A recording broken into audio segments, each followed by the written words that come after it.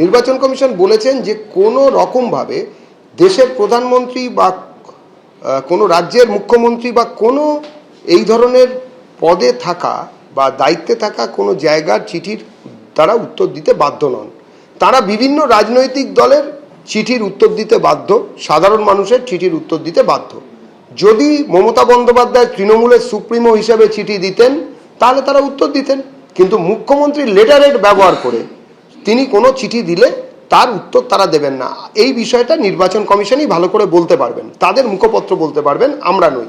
কিন্তু একটা জিনিস পরিষ্কার যে বিচারকের ঘরে দাঁড়িয়ে বিচার পাচ্ছি না, আমরা বিচার পাচ্ছি না বলে আরো 5 মিনিট চেয়ে নেওয়া, এ তো অভূতপূর্ব। যাক, এটাও একটা নতুন নজির হয়ে থাকবে। আমরা লক্ষ্য রাখছি এই ধরনের চলমান মামলা নিয়ে আমরা এখানে বলবো না।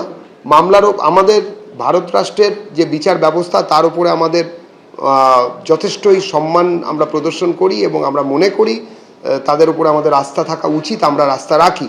যারা আস্থা রাখেন না সাধারণত বিচার ব্যবস্থার উপরে, তারা কি করবেন সেটা তারা বলবেন। কেননা বিধানসভার উপরে আস্থা না থাকাতে ওনারা বিধানসভা ভাঙচুর করেছিলেন। এবারে ওখানে কি হবে সে তো ভাবছি, তারপরে কি হবে সেটা আমাদের ভাবতে হবে। সুপ্রিম কোর্ট অনুভব করেছে যে লজিক্যাল ডিসক্রিপেন্সির নাম করে অত্যাচার হচ্ছে, নোটিশ ইস্যু হয়েছে। এই মাইক্রো অবজারভার কিভাবে অ্যাভয়েড করা যায় তার পথ খোঁজা শুরু হয়েছে এবং নির্বাচন কমিশন আজ কার্যত মমতা বন্দ্যোপাধ্যায় ঝড়ের মুখে লেজে গোবরে হয়েছে এবং প্রধান বিচারপতি মহামান্য সুপ্রিম কোর্টের তিনি যেভাবে নির্বাচন কমিশনকেও যে পর্যবেক্ষণ এবং নির্দেশ দিয়েছেন তা কার্যত মমতা বন্দ্যোপাধ্যায় এবং তৃণমূল কংগ্রেস বা রাজ্য সরকার যা যা অভিযোগ তুলেছেন সেগুলিতে মান্যতা দিয়েছে সুপ্রিম কোর্ট। এর আগে একবার মান্যতা দিয়েছিল। আজ স্বয়ং মমতা বন্দ্যোপাধ্যায় এইরকম নেত্রী যদি সামনে থেকে দাঁড়িয়ে লিড করেন তাহলে তো প্রতিপক্ষ এমনিতেই প্রথমেই তারা অর্ধেক হেরে শুরু করে।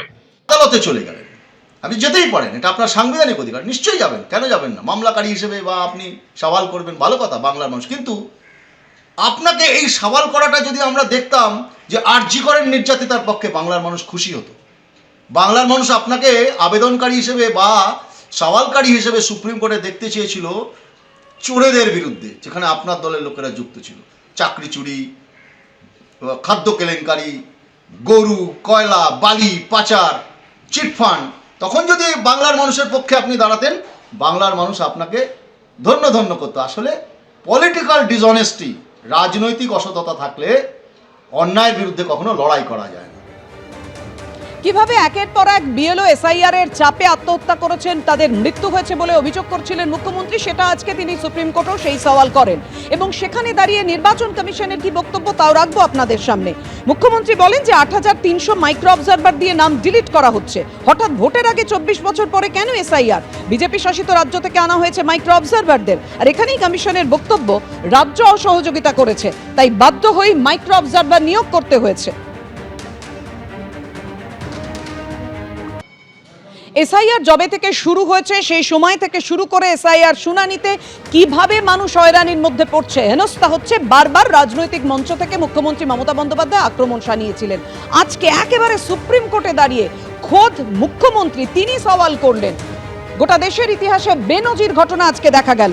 পশ্চিমবঙ্গ থেকে এসেছি, গোটা পরিস্থিতির ব্যাখ্যা দিতে পারি, এই বলে তিনি 5 মিনিট সময় চাইলেন। তাকে 15 মিনিট সময় দেওয়া হলো। কমিশনকে 6 বার চিঠি দিয়েছি, কোনো উত্তর পাইনি, এভাবেও মুখ্যমন্ত্রী উল্লেখ করলেন। এবিপি আনন্দ, এগিয়ে থাকে, এগিয়ে রাখে।